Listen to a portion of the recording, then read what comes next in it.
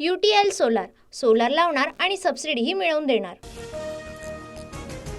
शिवद्रोही सरकारला get out of India म्हणा। शिवरायांचा पुतळा कोसळल्यानंतर मोदींनी मगरुनीनं माफी मागितली, तेव्हा एक हाफ मुख्यमंत्री हसत होते। ठाकरेंचा हल्लाबोल। ठाकरेंना 2 वर्षांपूर्वी महाराष्ट्राच्या जनतेनं गेट आउट केलं। दंगली होण्यासाठी मवियाचा लोकसभेपूर्वीही प्रयत्न।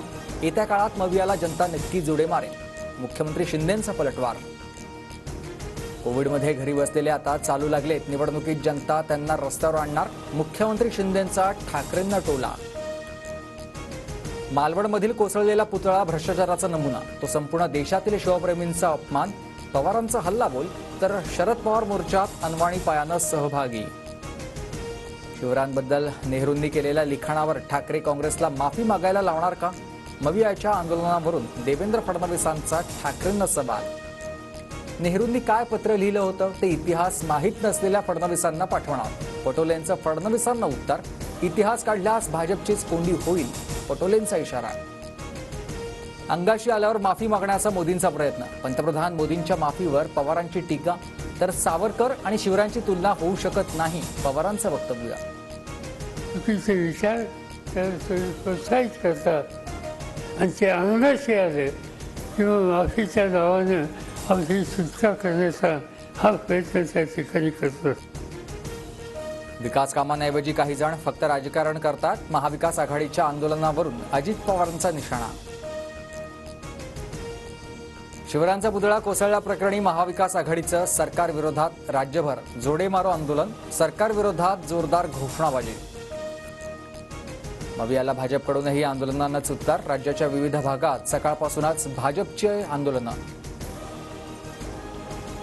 आमच्या आंदोलनाला राजकारण म्हणणाऱ्या भाजपचं आंदोलन म्हणजे गजकरण, उद्धव ठाकरेंची टीका। सत्ताधारी आंदोलन करतात हे हास्यास्पद। भाजपच्या खेटर मारो आंदोलनावर सुप्रिया सुळेंची टीका, तर आंदोलन करताना भाजपला लाज वाटायला हवी, अनिल देशमुखांचा हल्लाबोल। स्वतःला जोडे मारून घ्या, हे तुमच्या पापाचं फळ आहे। महाविकास आघाडीचे लोक नाटकी असून स्वतःचं दुकान चालवण्यासाठी महापुरुषांनाही वेठीस धरत आहेत, शिरसाटांचा निशाणा। आमच्या विकास कामात खोडा घालण्याचं काम महाविकास आघाडी आणि उद्धव ठाकरेंनी केलं।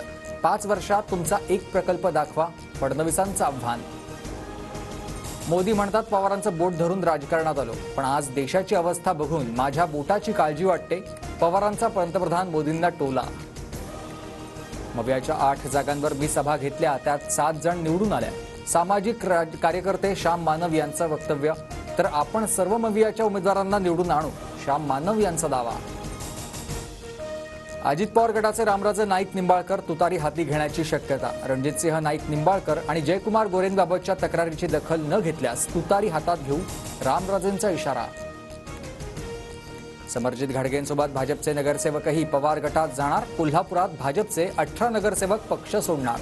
3 सप्टेंबरला कागलमध्ये पवारांच्या उपस्थितीत घाडगेंचा पक्षप्रवेश। 10 सप्टेंबरपर्यंत जागावाटप पूर्ण होईल, जो जिंकेल त्याला ती जागा देण्याचा निर्णय। मित्रपक्षांनाही जागा देण्याबाबत कालच्या बैठकीत चर्चा, बावनकुळेंची माहिती। राष्ट्रवादीची जनसन्मान यात्रा उद्या बारामतीत दाखल होणार। अजितदादांच्या सभेच्या ठिकाणची पार्थ पवारांकडून पाहणी, पार्थ पवारांच्या पदाधिकाऱ्यांना सूचना। मराठवाड्याला मुसळधार पावसाचा तडाखा। नांदेड, हिंगोली, बीडसह परभणीच्या अनेक भागात पूर, अनेक घरांमध्ये पाणी शिरलं। मराठवाड्यातील काही ठिकाणी वाहतूक ठप्प। विदर्भात वाशिम जिल्ह्यात मुसळधार पाऊस। वाशिममध्ये लेंडी नदीला पूर, तर शेतीचंही मोठं नुकसान। जेजुरीच्या खंडेरायाची उद्या सोमवती यात्रा। मंदिर प्रशासनाकडून जय्यत तयारी। कायदा आणि सुव्यवस्थेचं पालन करण्याचं पोलिसांचं आवाहन। सप्टेंबरच्या पहिल्याच दिवशी महागाईचा भडका। व्यावसायिक गॅस सिलेंडरच्या दरात 39 रुपयांची वाढ। 19 किलोचा व्यावसायिक गॅस सिलेंडर 1644 रुपयांना।